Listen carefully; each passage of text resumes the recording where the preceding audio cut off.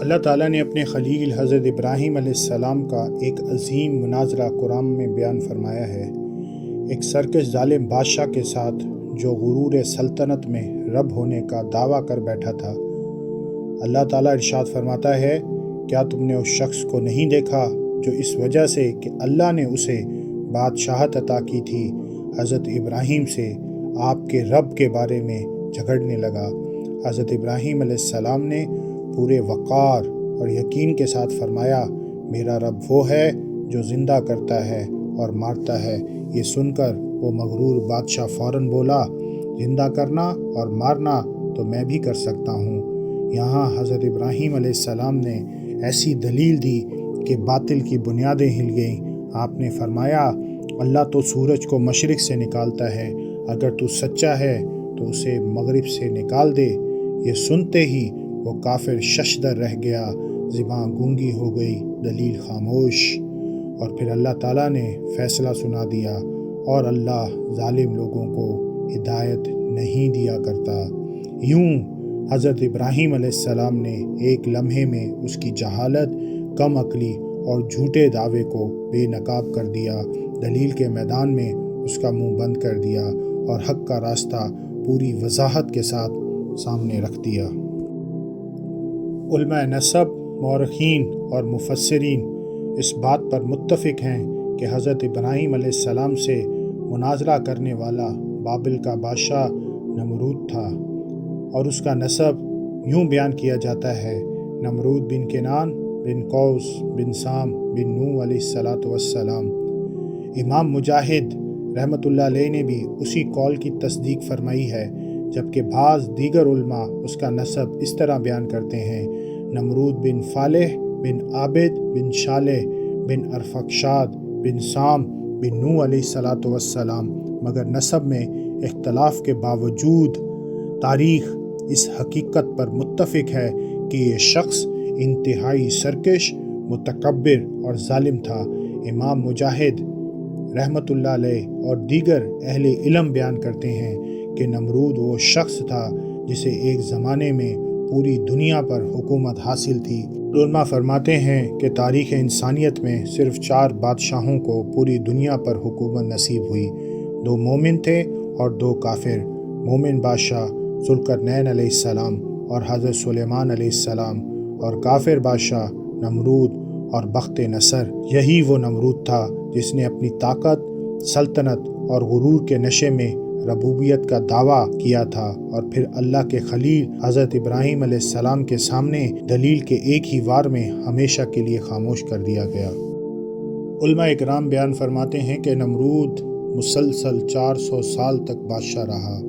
اتنی طویل حکومت نے اسے سرکش، ظالم اور متکبر بنا دیا تھا۔ اس نے آخرت کو پس پشت ڈال دیا اور دنیا کی طاقت، اقتدار اور غرور کو ہی سب کچھ سمجھ لیا۔ جب حضرت ابراہیم علیہ السلام نے اسے اللہ وحدہ لا شریک کی دعوت دی تو نمرود نے جہالت اور گمراہی کے ساتھ اپنے خالق کا ہی انکار کر دیا۔ چنانچہ حضرت ابراہیم علیہ السلام نے اسے دلیل کے ساتھ مناظرہ فرمایا۔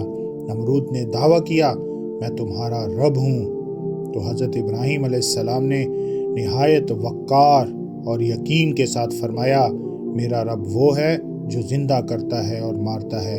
یہ سن کر نمرود بولا، میں بھی زندہ کرتا اور مارتا ہوں۔ سورہ بقرہ کی تفسیر میں حضرت قتادہ اور محمد بن اسحاق رحمۃ اللہ علیہم بیان کرتے ہیں کہ نمرود نے فوراً 2 آدمیوں کو اپنے دربار میں پیش کروایا۔ وہ دونوں سزائے موت کے مجرم تھے۔ نمرود نے حکم دیا ایک کو قتل کر دیا جائے اور دوسرے کو چھوڑ دیا جائے۔ پھر اس نے غرور سے کہا، دیکھو، میں نے ایک کو موت دی اور ایک کو زندگی بخش دی، لیکن حقیقت یہ تھی کہ یہ حضرت ابراہیم علیہ السلام کی دلیل کا جواب تھا، نہ مناظرے کے موضوع سے اس کا کوئی تعلق تھا۔ یہ تو محض ایک فریب، ایک ہیلا اور ایک بے معنی بات تھی۔ اسی لمحے یہ بات واضح ہو گئی کہ نمرود کے پاس نہ کوئی سچی دلیل ہے، نہ کوئی حق بات ہے، اور جب دلیل ختم ہو جائے تو باطل صرف شور اور دھوکے کا سہارا لیتا ہے۔ حضرت ابراہیم علیہ السلام کی پیش کی ہوئی دلیل اپنی فصاحت، गहराई और सच्चाई में बेमिसाल थी, इसीलिए कि जानदारों का जीना और मरना हर इंसान के सामने होने वाला एक खुला हुआ मुशाहिदा है। ये वाक़यात न खुद ब खुद हो सकते हैं न हादसाती तौर पर, लिहाजा अक्ल खुद ये तकादा करती है कि कोई ऐसी अजीम ज़ात ज़रूर मौजूद है जिसकी मशीयत के बग़ैर उनका वजूद में आना महाल है। ज़रूरी है कि नज़र आने वाला हर वाक़या का कोई फ़ाइल हो, कोई है जिसने उन सब को पैदा किया, उन्हें एक मुकम्मल निज़ाम का पाबंद किया। वही है जो सितारों को चलाता है, वहाओं को एक जगह से दूसरी जगह ले जाता है, बादलों को उठाता है, बारिश बरसाता है और फिर इंसानों, जानवरों और तमाम जानदारों को पैदा करता है और वक्त पूरा होने पर उन्हें मौत से हमकनार करता है। इसी हकीकत को बयान करते हुए हज़रत इब्राहीम अलैहिस्सलाम ने फरमाया, मेरा परवरदिगार तो वो है जो ज़िंदा करता है और मारता है, लेकिन वो जाहिल बादशाह नमरूद गुरूर और हट धर्मी में मुब्तला हुआ। मैं भी ज़िंदा करता हूँ और मारता हूँ। अगर इसका मतलब ये था कि ये अजीम और नज़र आने वाले काम इसके इख्तियार में हैं, तो ये खुली हुई ज़िद और सरासर हट धर्मी थी। अगर इसका वो मतलब था जो मोहम्मद बिन इसहाक रहमतुल्लाह अलैह ने बयान फरमाया है, तो फिर इसका हज़रत इब्राहीम अलैहिस्सलाम की दलील से दूर दूर तक कोई ताल्लुक़ नहीं बनता। ना उसने मुकदमे को गलत साबित किया, ना दलील के मुकाबले कोई दलील पेश की, बल्कि ये वाज़ेह हो गया कि वो दलील से खाली हो चुका, चूँकि उसकी शिकस्त का ये पहलू हर हाजिर शख्स की समझ में फ़ौरन नहीं आ रहा था। इसलिए हज़रत इब्राहीम अलैहिस्सलाम ने एक और ऐसी दलील पेश फरमा दी जो नाकाबिले तरदीद थी। आपने फरमाया, अल्लाह तो वो है जो सूरज को मशरिक़ से निकालता है, अगर तू सच्चा है तो उसे मगरिब से निकाल दे। ये सूरज हर दिन मशरिक़ से निकलता है, इसी तरह जैसे इसके खालिक और चलाने वाले ने इसके लिए मुकर्रर कर रखा है। अब हज़रत इब्राहीम अलैहिस्सलाम ने नमरूद के दावे को उसी के अल्फाज में परख लिया। अगर वाकई ज़िंदगी और मौत तेरे इख्तियार में है और अगर तू हर चीज़ पर कादिर है, तो फिर इस सूरज को मगरिब से ले आ, क्योंकि जिसके हाथ में ज़िंदगी और मौत हो उसे न रोका जा सकता है न मगलूब किया जा सकता है। वो जो चाहे करे, हर चीज़ उसके हुक्म के पाबंद होती है। लेकिन हकीकत ये है, तू जानता है, हर शख्स जानता है कि तू ये काम नहीं कर सकता। तू तो इस कदर आजिज़ है कि एक मच्छर तक पैदा नहीं कर सकता। यूं हज़रत इब्राहीम अलैहिस्सलाम ने उसके जाहिल होने को भी और उसकी आजिज़ी को भी सबके सामने आश्कार कर दिया। अब ना कोई दलील बाकी रही, ना कोई जवाब, उसका मुंह बंद हो चुका था। इसीलिए अल्लाह ताला ने फरमाया, ये सुनकर काफिर शशदर रह गया और अल्लाह ताला बेइंसाफ लोगों को हिदायत नहीं दिया करता। मुफस्सिर कुरान हज़रत सुद्दी रहमतुल्लाह अलैह बयान करते हैं कि हज़रत इब्राहीम अलैहिस्सलाम और नमरूद के दरमियान ये अजीम मुनाजरा उसी दिन पेश आया जिस दिन अल्लाह ताला ने हज़रत इब्राहीम अलैहिस्सलाम को आग से सलामती के साथ निकाला। उससे पहले इन दोनों का कभी सामना नहीं हुआ था। जिस दिन वो आमने सामने हुए उसी दिन ये मुनाजरा हुआ और उसी दिन बातिल हमेशा के लिए खामोश कर दिया गया। हज़रत ज़ैद बिन असलम रिवायत करते हैं कि नमरूद ने खाने पीने की तमाम अशिया अपने कब्ज़े में ले रखी थी। लोग गल्ला हासिल करने के लिए उसी के पास जाते थे। हज़रत इब्राहीम अलैहिस्सलाम भी दूसरे लोगों के साथ गल्ला लेने के लिए गए। यही वो मौका था जब दोनों की ज़िंदगी में पहली बार मुलाकात हुई। उसी वक्त वो मुनाजरा हुआ और नमरूद ने हज़रत इब्राहीम अलैहिस्सलाम को गल्ला देने से इनकार कर दिया। हज़रत इब्राहीम अलैहिस्सलाम खाली हाथ वापस लौट आए। जब घर के करीब पहुँचे तो आपने 2 बोरे मिट्टी से भर लिए। दिल में सोचा, घर पहुँचूँगा तो अहले खाना कम अज़ कम मुतमईन तो हो जाएंगे। घर पहुँचकर बोरे उतारे और ख़ुद आराम फरमाने लगे। कुछ देर बाद आपकी ज़ौजा मोहतरमा हज़रत सारा अलैहिस्सलातु वस्सलाम उठी, बोरों के पास गईं तो हैरान रह गईं। वो बोरे मिट्टी के नहीं थे बल्कि उम्दा और बेहतरीन गल्ले से भरे हुए थे। हज़रत सारा अलैहिस्सलाम ने उसी गल्ले से खाना तैयार किया। جب حضرت ابراہیم علیہ السلام بیدار ہوئے تو دیکھا کھانا تیار ہے۔ آپ نے پوچھا یہ کھانا کہاں سے آیا ہے؟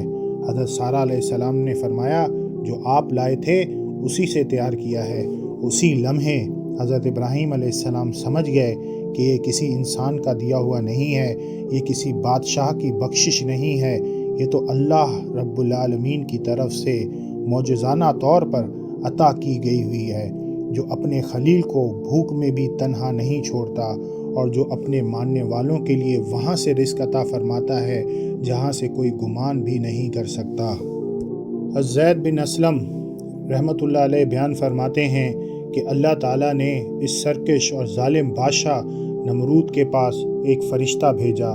فرشتے نے کہا اللہ پر ایمان لے آ۔ نمرود نے انکار کر دیا۔ فرشتے نے دوسری مرتبہ ایمان کی دعوت دی، اس نے پھر انکار کر دیا۔ تیسری بار جب فرشتے نے اللہ پر ایمان لانے کو کہا تو نمرود غرور میں بولا تو اپنا لشکر جمع کر لے، میں بھی اپنا لشکر جمع کرتا ہوں۔ چنانچہ طلوع آفتاب کے وقت نمرود نے اپنی تمام فوجیں اکٹھی کر لیں۔ طاقت، ہتھیار، گھمنڈ سب کچھ اس کے ساتھ تھا، لیکن اسے کیا خبر تھی کہ اللہ کی فوج نہ تلوار مانگتی ہے نہ نیزہ۔